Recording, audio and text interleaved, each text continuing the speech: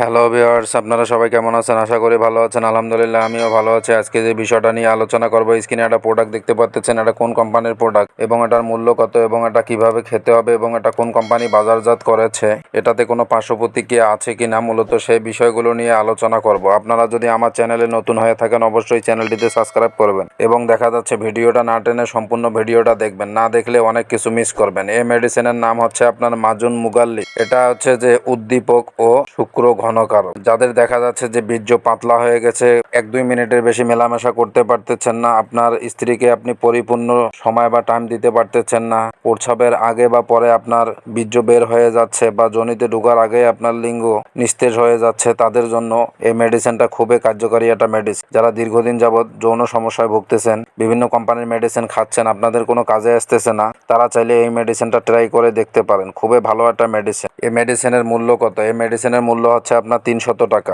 এই মেডিসিনের নাম হচ্ছে আপনার মাজুন মুগাল্লিশ। এই মেডিসিনটা আপনার কোন কোম্পানি বাজারজাত করেছে? এটা বাজারজাত করেছে আপনার নেপচুন ল্যাবরেটরিজ লিমিটেড, এই কোম্পানিটা বাজারজাত করেছে।